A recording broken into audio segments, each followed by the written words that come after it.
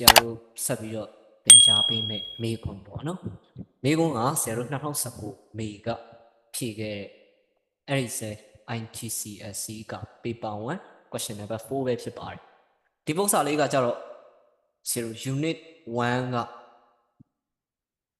stopping distance သင်ခန်းစာရဲ့မေခွန်းလေးတစ်ပုဒ်ပဲဖြစ်ပါတယ်ကဲဒါဆိုလို့ရှိရင်ဆရာတို့မေခွန်းလေးကိုစပြီးတော့ကြည့်ပါမယ်မေခွန်းမှာကဘာပြောထားလဲဆိုတော့A car driver see the hazards on the road ahead ပြောထားဆိုတော့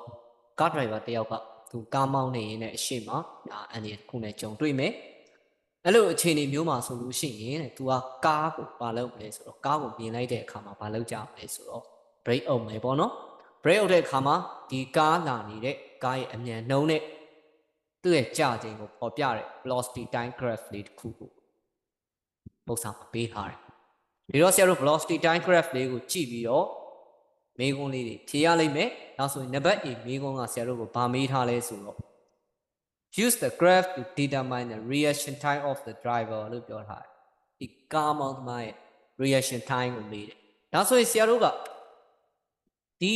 ဘယ်လိုပြောမလဲဒီ house တစ်ခုကိုတွေးမယ်ဆိုတာ ਨੇ အရင်ဆုံးဘာဖြစ်မလဲဆိုတော့ကားကို brake အုပ်ဖို့စဉ်းစားတယ်သင်ငယ် distance ရှိမယ် brake အုပ်လိုက်တဲ့အခါမှာချက်ချင်းတော့မရဘူးသူ့ရဲ့ reaction time ပြီးတော့မှဘာဖြစ်သွားမလဲဆိုတော့ braking distance ကြော်မှဘာဖြစ်မလဲဆိုရက်မယ်ပေါ့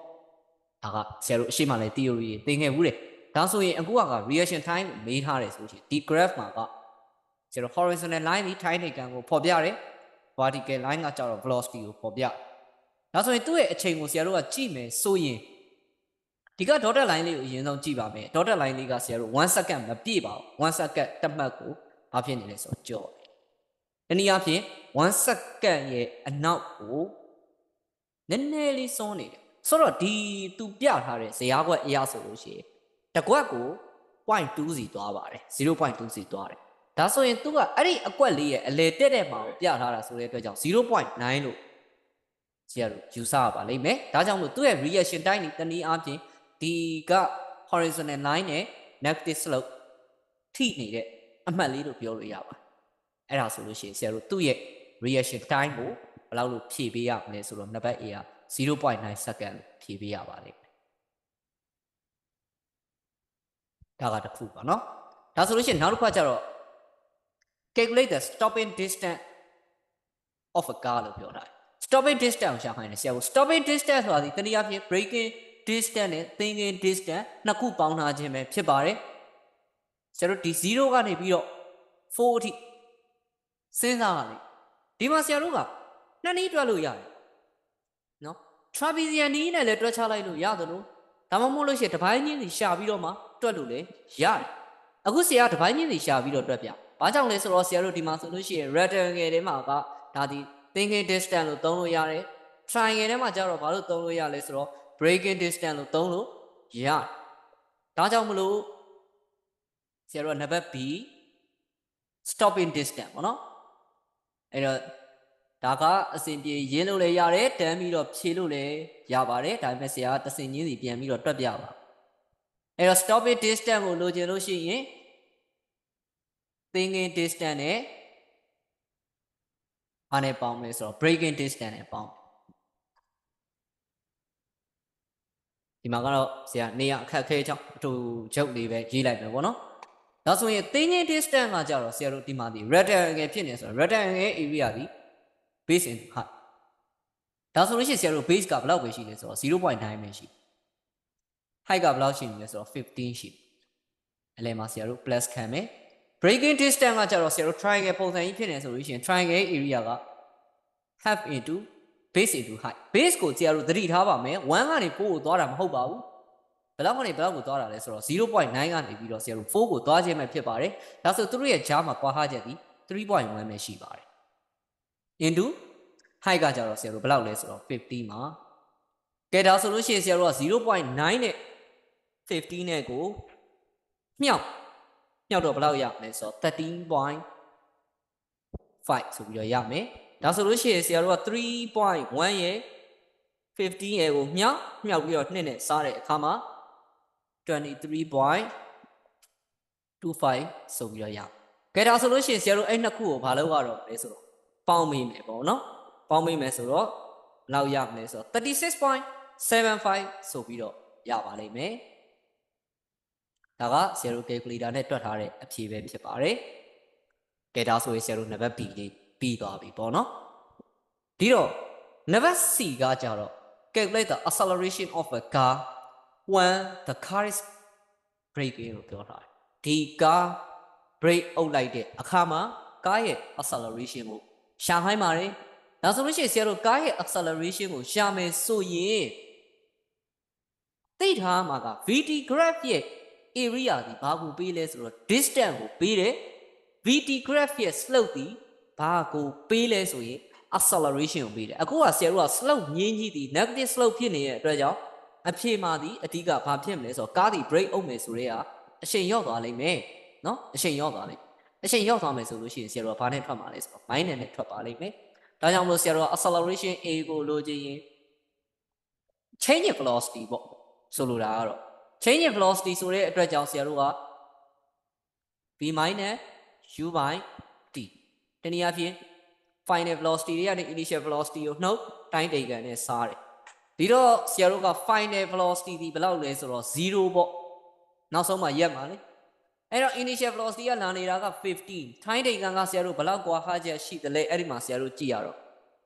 0.9 နေရာကနေပြီးတော့4ကိုသွားရဲဆိုဂျားတဲ့ကွာဟာချက်ဒီ 3.1 ဒါဆိုလို့ရှိရင်ဆရာတို့က15ကို t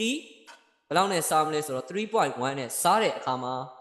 4.837 ဆိုပြီးတော့ရပါတယ်ဒါကဆရာတို့ calculator အဖြစ်ဖြစ်တဲ့အတွက်ကြောင့်အနည်းဆက်ဆုံးယူမယ်ဆိုရင် minus 4.8 acceleration unit က meter per second square ဒါဆိုရင်ဆရာတို့နံပါတ် C ပြီးသွားပြီကဲဒါဆိုလို့ရှိရင်ဆရာတို့နံပါတ် D လေးကဘာမေးထားလဲဆိုတော့ဆက်ပြီးတော့ကြည့်မယ်The speed of a car for the thinking distance and braking distance thinking distance နဲ့ braking distance တို့ရဲ့ factor effect လေးတွေတနည်းအားဖြင့်ဒီကားရဲ့အမြန်နှုန်းကြောင့်အကျိုးသက်ရောက်မှုလေးတွေရှိပါတယ်တဲ့ဒါကြောင့်မလို့အခြားသော other factor လေးတွေကို discuss လုပ်ပြီးပါမယ်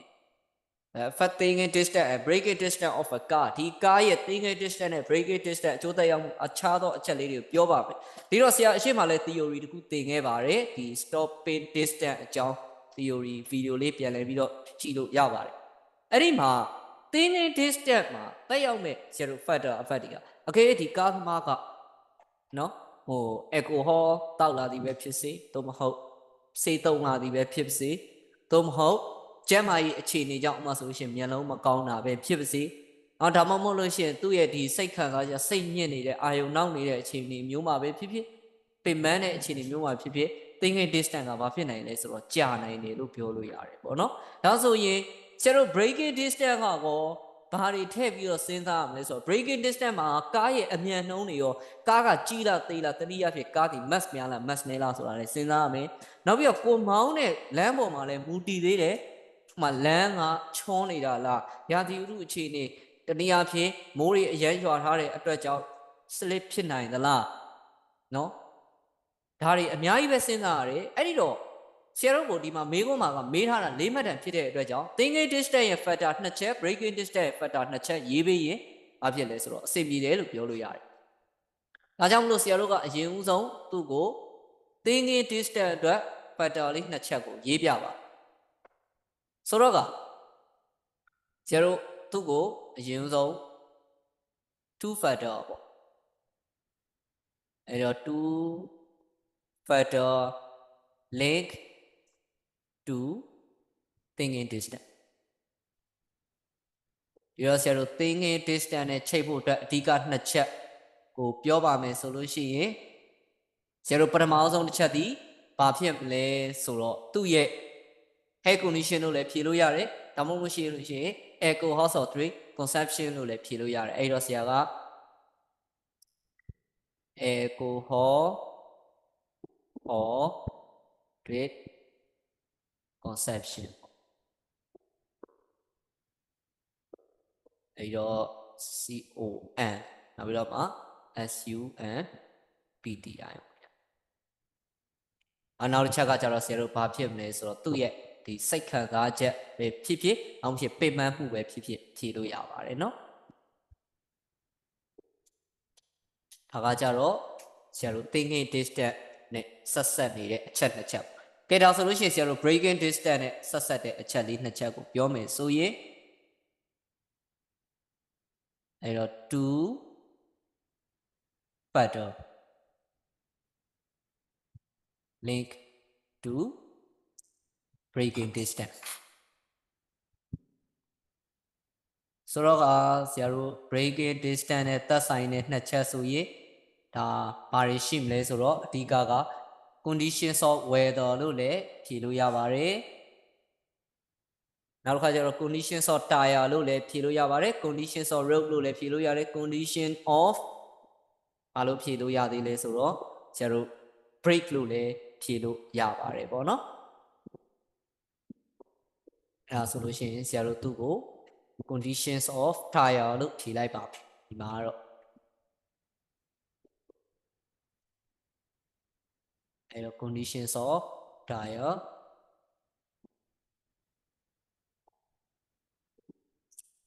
နောက်တစ်ခုကကျတော့ဆရာတို့ဘာရှိမလဲဆိုတော့ conditions of road နှစ်ချက်စုစုပေါင်း၄ချက်ဆိုရင်ဆရာတို့၄မှတ်ဆိုတော့ဒါအစစ်ပြေပါတယ်ဒါဆိုလို့ရှိရင်ဒီ